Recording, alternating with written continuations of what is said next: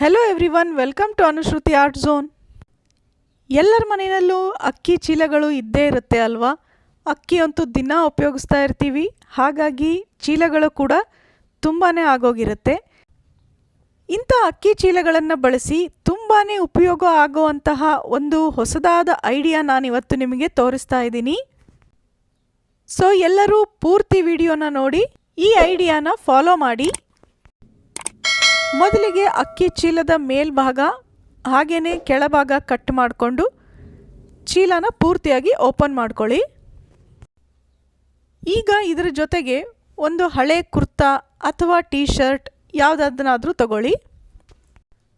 ನಾನಿಲ್ಲಿ ಹಳೇದಾಗಿರುವಂತಹ ಕುರ್ತಾ ತಗೊಂಡಿದ್ದೀನಿ. ಅದನ್ನು ತೋಳಿನ ಭಾಗ ಹಾಗೆಯೇ ಕತ್ತಿನ ಭಾಗನ ಕಟ್ ಮಾಡಿ ತೆಗೆದುಬಿಡಿ. ಇಷ್ಟಾದ ನಂತರ ನಾನಿಲ್ಲಿ ಇನ್ನೊಂದು ಸ್ವಲ್ಪ ಕಟ್ ಮಾಡ್ಕೋತಾ ಇದ್ದೀನಿ, ಕರೆಕ್ಟಾಗಿ ರೆಕ್ಟ್ಯಾಂಗಲ್ ಶೇಪ್ ಇರಲಿ ಅಂತ. ನಿಮಗೆ ಉದ್ದ ಬೇಕಂದ್ರೂ ಕೂಡ ಅಷ್ಟು ಉದ್ದಕ್ಕೂ ಬಿಟ್ಕೋಬಹುದು. ಈಗ ಕಟ್ ಮಾಡ್ಕೊಂಡಿರೋಂತಹ ಈ ಕುರ್ತಾ ಸೈಜ್ಗೆ ಕರೆಕ್ಟಾಗಿ ಅಕ್ಕಿ ಚೀಲ ಕೂಡ ಕಟ್ ಮಾಡ್ಕೋಬೇಕು. ಎರಡು ಸೇಮ್ ಸೈಜ್ ಇರೋದು ಒಳ್ಳೆಯದು.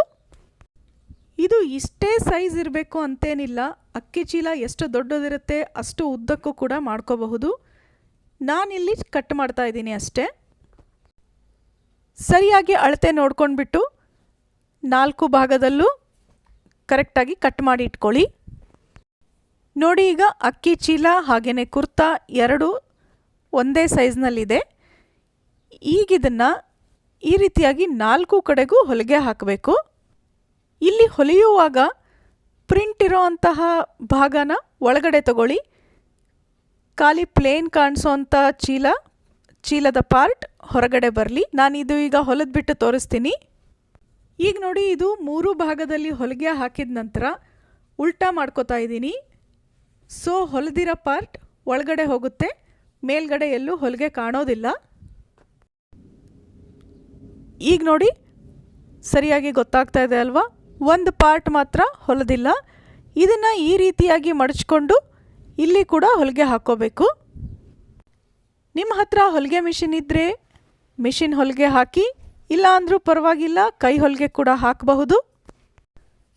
ನಮ್ಮ ಹತ್ರ ಹೊಲಿಗೆ ಮಿಷಿನ್ ಇಲ್ಲ, ಇಂಥದ್ದೆಲ್ಲ ಏನೂ ಮಾಡೋಕ್ಕಾಗಲ್ಲ ಅಂತ ಅಂದ್ಕೋಬೇಡಿ.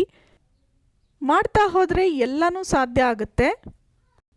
ನಮ್ಮ ಚಾನಲ್ನಲ್ಲಿ ಬರೋ ಎಲ್ಲ ವೀಡಿಯೋಸ್ಗಳನ್ನು ಫಾಲೋ ಮಾಡಿ, ನಿಮಗೆ ತುಂಬಾ ಕ್ರಿಯೇಟಿವ್ ಐಡಿಯಾಗಳು ಸಿಗುತ್ತೆ. ಹಾಗೆ ನೀವಿನ್ನೂ ನಮ್ಮ ಚಾನಲ್ನ ಸಬ್ಸ್ಕ್ರೈಬ್ ಮಾಡಿರಲಿಲ್ಲ ಅಂದರೆ ಪ್ಲೀಸ್ ಸಬ್ಸ್ಕ್ರೈಬ್ ಮಾಡಿ.